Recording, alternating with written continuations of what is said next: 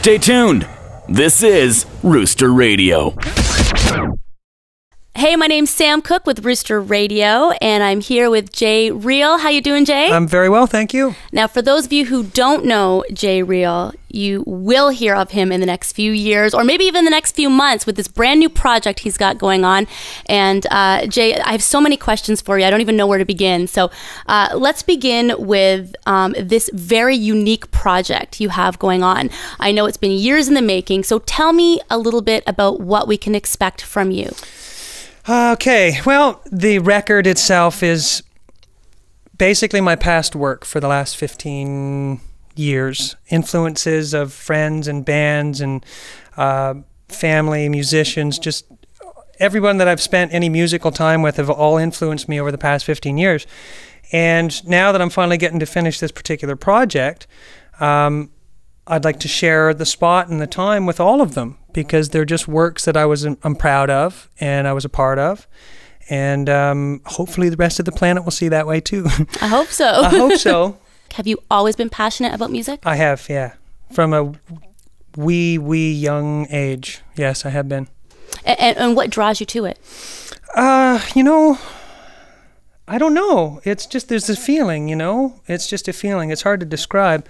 I know that through the generations of my family, and again through the influences that have all been sort of a particular part of my upbringing, and my upbringing has been a very musical one. There always seemed to be music around from as young as I can remember.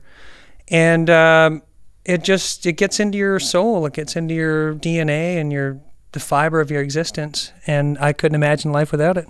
Now, your grandma was a big influence. And I know that you have a studio called The Swamp in Stratford, which we are at right now. That's correct. And great photo of you on the wall with your grandma at a very young age. And you were telling me a wonderful story about her and how she influenced you. Tell me a little bit about that.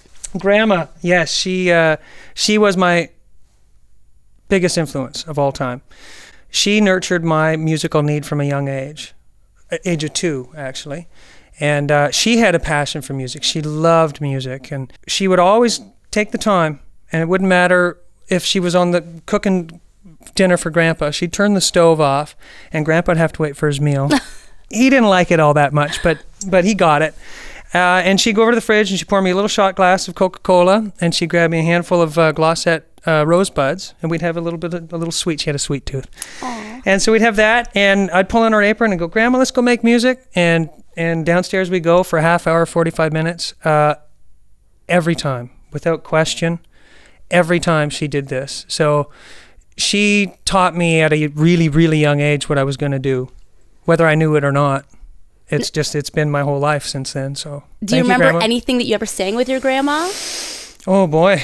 It was a long time ago. It was a long time ago. I do have a cassette. I have a tape with her and I jamming, which will probably make the CD. Oh, really? Yeah, I just need to transfer it over. But yeah, I was maybe 7 when it happened. But we're playing old Dixieland band music stuff. Old When the Saints Come Marching In, Bill Bailey, Hold the Tiger, all kinds of Dixieland things, which was fun to play because it's all swing music. So it's a very fun, dancey kind of music. So you grew up with lots of different musical influences then, because this album, listening to it, there's a lot of different types of music on there. Yes. Is there one in particular that you like more than the other, or just anything that makes you feel... You know what? No. We all share the same 12 notes. Even Mozart had the same 12 notes that we have to pick from today. And this is part of the reason for this concept for this record and the radio show and the Radio Rooster.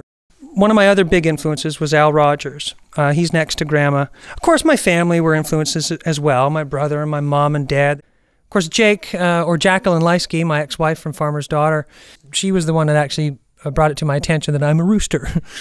So there's been all kinds of influences, but Alan Roger, who is in a band with myself called the DJ Killers, we're a little duo. We're actually a truo, which is a 2-piece, 3-piece. Okay. Yeah, it's a little weird. It's a weird thing. Explain that, though. What do you mean? I I play bass and drums at the same time. Oh, really? So, yeah, I play drums with my left hand, and then I have a little keyboard, little 2-octave keyboard that I plug into my Mac, and then into the PA system, and it sits on the floor tom, and then I play the bass and drums and sing with Al. So we're a trio. Now, Al, I hear, maybe talk about Al just for a little bit. He is a massive influence to you. I think he might be your musical hero. I could be wrong on that. No, totally. No, you're totally right. He, next to Graham, was a huge mentor for me, and really opened my particular ears and mind to creating music, but a vibe to the music as opposed to technically thinking about music. And I just graduated from school, so I had the pencil behind the ear, and everything was very technical for me. And you measure the politics of the diaphragm against 45 degrees against the kick drum to make it the ultimate. Nah. He just, his philosophy and concept was more about capturing the proper things to tape, much like the Beatles. I mean, they didn't have the technology we have today, but yet they still have the best records of all time because it was the emotion and the arrangement that they captured that made it what it was.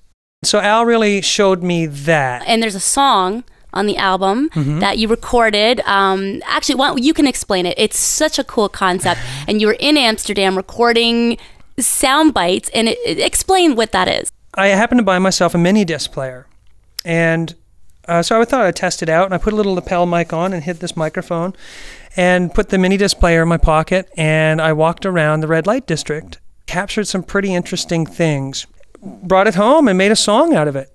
So when it came time for the solo, I figured I'll make a soundscape of my sounds. Instead of having a guitar solo or a piano solo or a string solo or anything like that, I thought I'll just piece together these particular sounds I captured and present what happened to me. And you interpret it however you think it needs to be interpreted. I think we should check it out. Here's Ecstasy, a J. Riehl original on Rooster Radio.